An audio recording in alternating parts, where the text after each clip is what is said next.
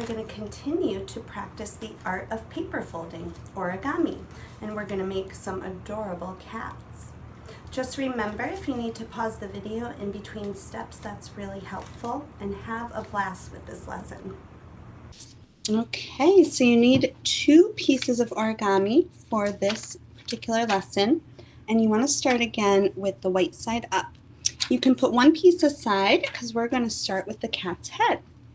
And what you want to do is you want to turn your paper, and just like last week with the heart, you're going to match one corner to the other as best you can.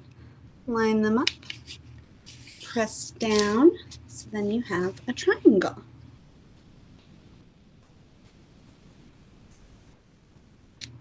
Now, this is kind of similar to what we did with the heart as well, because we're going to take the sides and lift them and match them to the middle. So this point goes to the top point here. And when you feel like you haven't matched, you can go ahead and press it down. And we'll do that to the other side. So lifting the side there, matching it to the middle, right at the top, and pressing down. And remember to pause the video when you need to for each step.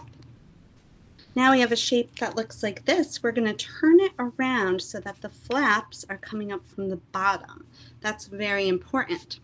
So now we're going to take 1 flap at a time and we're going to lift it. This is going to be the cat's ear, so you can decide how small or big you would want it. And if you're making a different animal, think about that too. I like to go somewhere in the middle, not too big, not too small. But again, it's up to you. It's your cat or animal, so you get to decide. Press it down. Now you're going to take the other flap and you're going to do your best to try to match it so that the ears will be even and symmetrical, which again means being the same on both sides. Now we're going to flip our model over and we're going to lift up both the flaps at the bottom. And we're going to fold them to about somewhere maybe in the middle. So fold and press them down. Now, this can be a little tricky, but you're going to lift just the top flap, just the top part of the model, and tuck the bottom in to the model. So it still looks the same, but now that bottom is tucked in. So I'll show you that again. So you had folded both of them up to about the middle. Then we're lifting the top flap and tucking the bottom flap in. Then folding that top flap back down. Now we're going to take this top point here and fold it down just in a small triangle, because this is going to be the cat's nose. So cute. So the head is almost finished, but we want to shape it a little. So now we are going to flip over the model, and you can take that top point and just fold it down a little so the cat's head isn't so pointy. Just do usually a little triangle like that. And my sides are a little uneven, I'm noticing, but that's okay. I'm going to still just take that little triangle that's sticking out and kind of fold that in a little, just to shape the cat's face more, and taking that side and folding it over. Now when we flip it over, we have a pretty cute cat head. We're going to add eyes and decorations to these after, but let's finish the folding part of our origami cat. So we can put the head aside, and now we're going to grab our other square paper to make the body. And it starts with the same first step. We're going to match one corner to the other as carefully as we can and press it down into a triangle.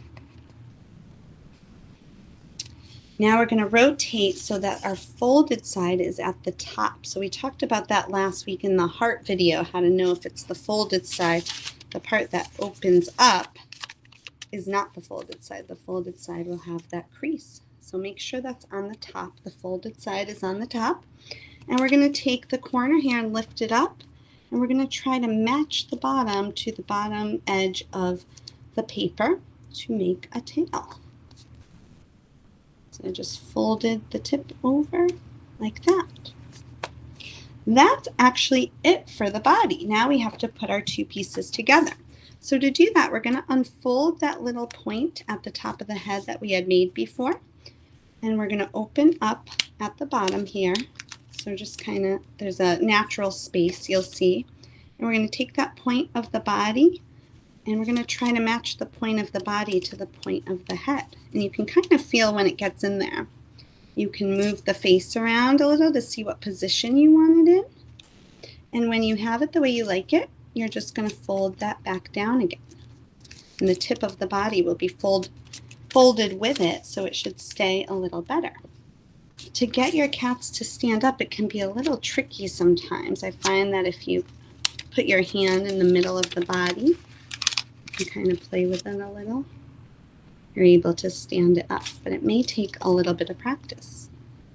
So you can really use any materials you want to decorate your cat with. I find that simple markers or Sharpies, if you have them, work great for just keeping it simple, and you can draw any details you want on your cat or animal. So I'll just put 2 dots for the eyes, but I could always use my marker to color in different parts of the cat or add stripes or spots to my cat, so you can just keep it simple, use markers or whatever works on your origami paper.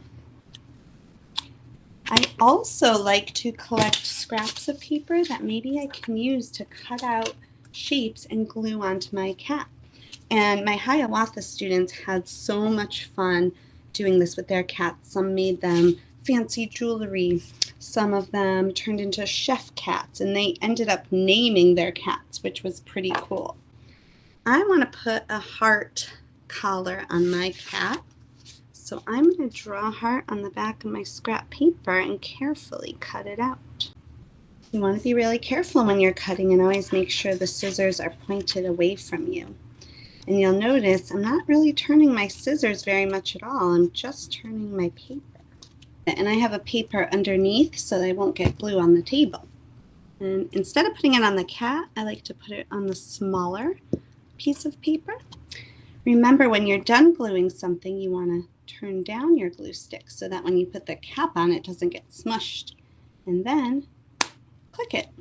You can also use tape or any kind of glue or adhesive, they call it, if you don't have a glue stick. You can use these techniques to make another animal. And I got the idea from my own students. One student made their ears much bigger, and then they flopped them down so it would look more like a dog. And just think of all the different animals and the shapes of their ears and faces and how you might try to make another animal.